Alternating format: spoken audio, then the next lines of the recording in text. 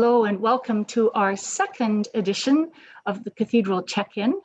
I'm Ansley Tucker, the Dean at the Cathedral, and I'm really pleased today to be with Tara Saracuse. Tara is the Bishop's General Factotum in the Episcopal Office. She's the Executive Secretary, and the truth is Tara runs the office. And I've had a great opportunity to work with her over the past 9 months, of course, while we've been waiting to consecrate our new bishop. And I just want you to know she's one of my favorite people. She is funny, she's competent, she's imaginative, and she's cheerful. You can see the smile on her face. So, and I hope it's all right to say it just gives me such joy to see the leadership of the church passing into the hands of a generation that comes after me. I'm just really happy about that. So there's always a fair amount of traffic and collaboration across the parking lot between the Synod Office and the Cathedral, but never so much as when we're collaborating on a single diocesan project like the consecration of Bishop Anna, or Bishop-elect Anna. And that has been even more challenging because we're in the midst of a pandemic. So each of us has our little bailiwick, but we need to check in from time to time with each other so that neither of us pulls the train off the rails. So Tara, thanks for chatting with the Cathedral community today, and tell us what you've been doing to get ready for this consecration. Gosh, well, this is my first time planning a consecration. So the first thing I've been doing is a lot of learning, actually, and reading of the canons and chatting with our chancellor and learning just every detail that it takes to consecrate a bishop.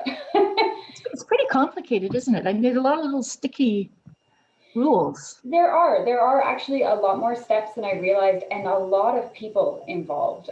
I think that's the most surprising thing for me so far, is just how many people it takes to consecrate a bishop. I mean, at minimum, you need 3 bishops, and that's nothing to say of the rest of the folk around that are part of that. The presenters, the readers, the musicians, in our case, the film crew. You know, it's just such a collaborative project so far, and just an immense project of teamwork. and yeah, it's been a really neat experience so far. You're not doing too much on the tech side, but I think you're pretty aware of what's happening. Yeah, no, the tech side is being very much handled by yourself and also by our communications officer, Catherine Pate, and the amazing folk at the Cathedral. I think Mark McDonald is quite involved, and Roll Focus, I believe, is our production team. But I can speak a little bit to what's going on. We had a bit of a practice run at this at the Episcopal election in September. Yeah, that was another huge learning experience.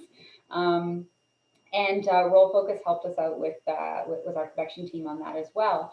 So some of the differences this time around, for folks at home, is when we did the Episcopal election in September, we only had 2 cameramen, but this time we're going to have 4.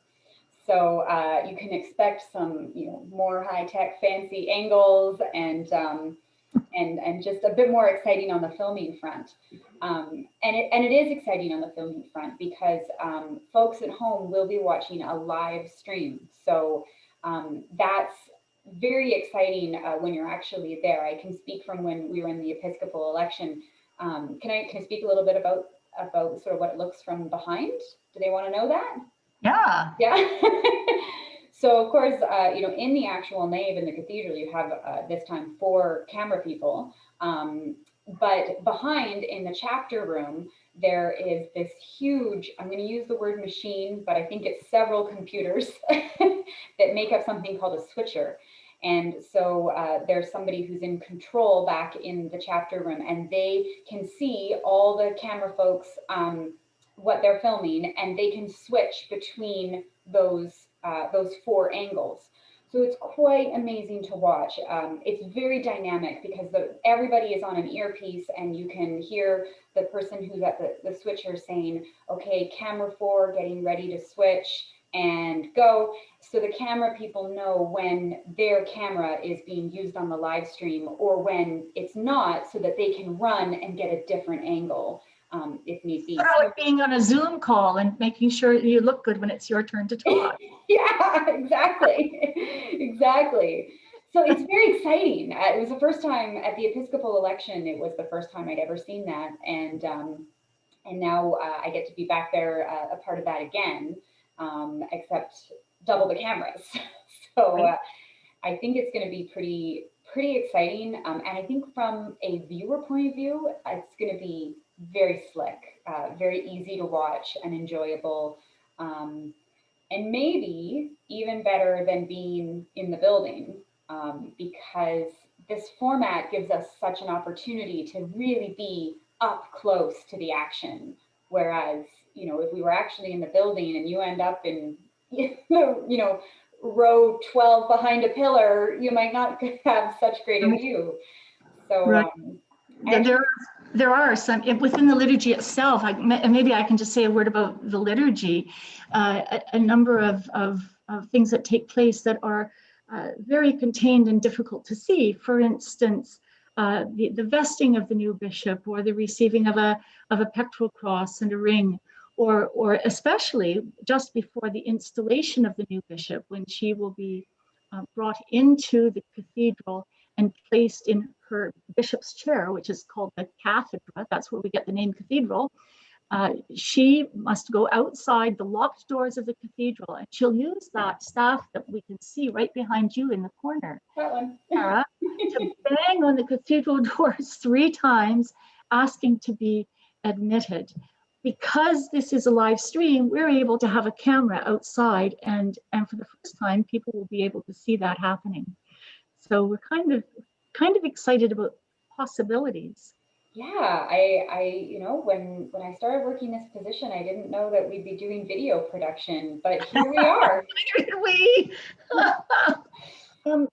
One of the things I think it's really important for people to understand and know is that in order to do this service, we've had to get a variance from the Public Health Office. And so we've worked really diligently with the province to share our plan with them and to get their approval, so that we're not putting anybody at risk. So this is, as you said earlier, it's awkward because there are a certain number of people who must be involved. And so, and Bishop-elect Anna can't begin to function episcopally unless she has actually been consecrated. So, and plus, I would really like to stop being the administrator of the diocese. So I have a little bit invested in this as well. I know you're eager to give it up, but we're going to miss you. It's been a really fun year. Not that I'm sure pandemic was on your list when you decided, when you said yes to diocesan administrator. It sure wasn't. It sure wasn't. So it's going to be a very pared back event. I mean, we're sorry even that Bishop-elect Anna's family will not be with us in person.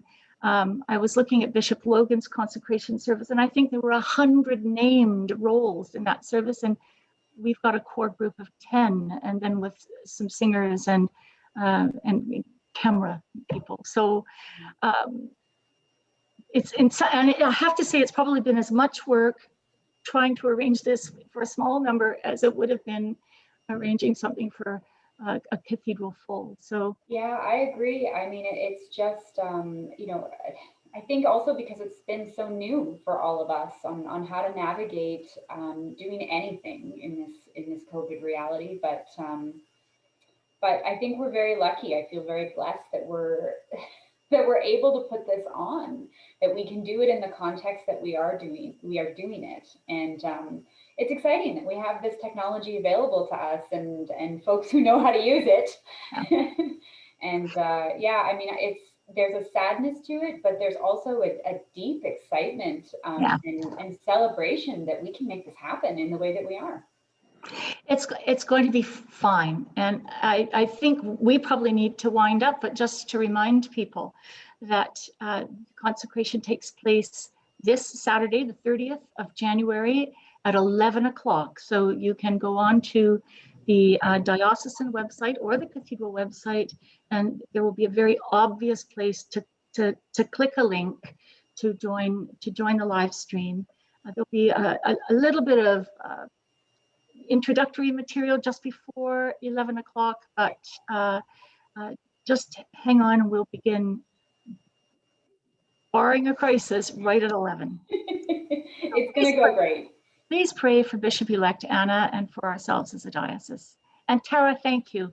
Oh, thank you. Yeah, Thank you. It was fun. Great to talk to you.